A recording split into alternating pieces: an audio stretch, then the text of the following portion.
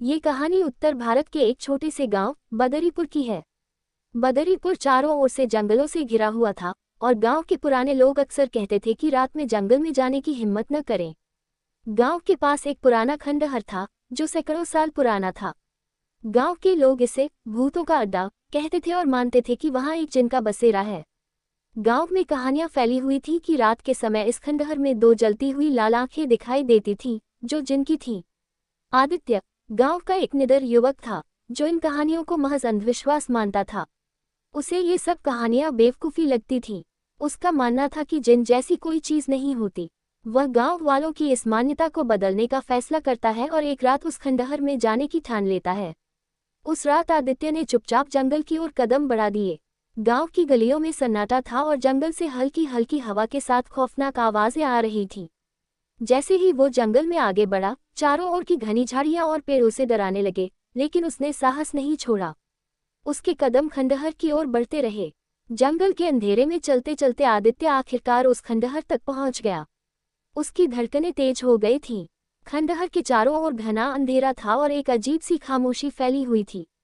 उसने खंडहर के अंदर झांक कर देखा, जहां टूटी फूटी दीवारें और बिखरे हुए पत्थर थे। अचानक आदित्य को अंधेरे में कुछ चमकता हुआ दिखाई दिया। वो दो जलती हुई लाल आंखें थीं, जो अंधेरे में भयानक रूप से चमक रही थीं। उसकी सांसें तेज हो गईं, लेकिन उसने खुद को शांत रखा। वो अपनी जगह खड़ा होकर उन आंखों को देखने लगा, मानो उसे यकीन हो रहा हो कि वो जिनकी आंखें हैं।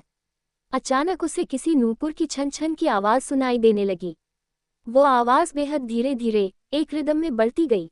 उसे ऐसा लगा मानो कोई औरत उसके आसपास चल रही हो। आदित्य ने चारों ओर नजरें दौड़ाईं, लेकिन वहां कोई नहीं था। वो आवाज़ और तेज होती गई और धुंध के बीच से एक भयानक छवि उभरने लगी। यह कोई और नहीं बल्कि जिन था। जिन लंबा, भयानक और डरावना था। उसकी जलती हुई आंखें और मुंह से निकलती मुस्कान आदित्य के दिल को थर्रा रही थी। जिन ने आदित्य की ओर घूरते हुए कहा, तूने मेरे इलाके में कदम रखा है, अब तुझे इसकी कीमत चुकानी होगी। जिन की आवाज़ बेहद गहरी और डरावनी थी, जिससे आदित्य की रग रग कांप उठी।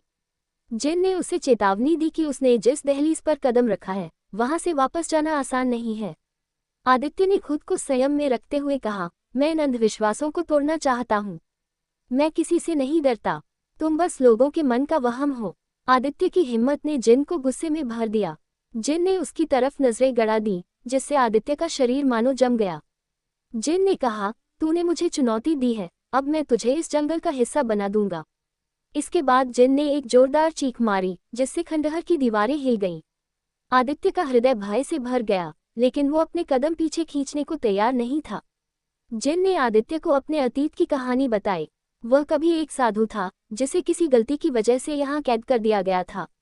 अब वह उस गलती की सजा भुगत रहा था और इस खंडहर में कैद था। उसकी कहानी सुनकर आदित्य को थोड़ी दया आई, लेकिन उसका डर कम नहीं हुआ। जिन ने आदित्य से कहा, तू अगर मेरी इस कैद से मुझे आज़ाद कर सके तो तुझे छोड़ दूंगा, लेकिन अगर तू ऐसा न कर सका तो तेरा भी यही हश्र होगा। आदित्य ने सोचा कि ये उसकी जिंदगी बचाने का आखिरी मौका है और उसने जिन की मांग मान ली।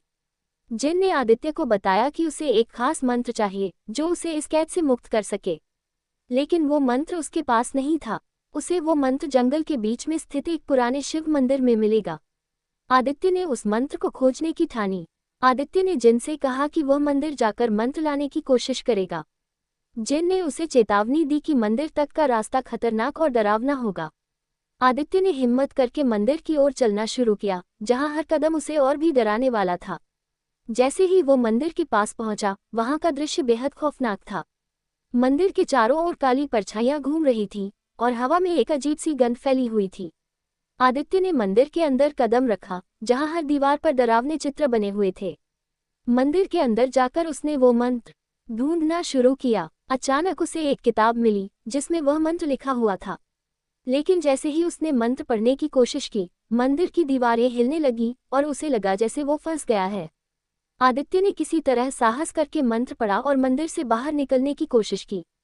उसे लगा कि वह जिन को आज़ाद कर देगा और अपनी जान बचा लेगा। लेकिन जैसे ही उसने मंत्र जिन को सुनाया, जिन जोर से हंस पड़ा और बोला, तूने मुझे आज़ादी दी पर खुद को कैद में फंसा लिया। अचानक आदित्य को लगा कि उसका शरीर धीरे धीरे मिट्टी में बदल रहा है। जिन ने उसकी तरफ इशारा करते हुए कहा, अब तू भी इस खंडहर का हिस्सा है। तुझे भी उसी तरह लोगों को डराना होगा जैसे मैं डराता हूँ। आदित्य की चीख जंगल में गूंज उठी। अगले दिन गांव के लोग आदित्य को ढूंढने निकले, लेकिन उसे कहीं नहीं पाया। खंडहर के पास सिर्फ राख और आदित्य की जली हुई टोपी मिली। गांव वालों को समझ आ गया कि आदित्य भी जिन का शिकार बन गया। आज भी उस खंडहर में रात के अंधेरे में दो जलती हुई आंखें देखी जाती हैं, जो अब आदित्य की हैं। वो जिन का साथी बन चुका है और हर उस व्यक्ति का इंतजार करता है जो उस खंडहर की ओर कदम रखे।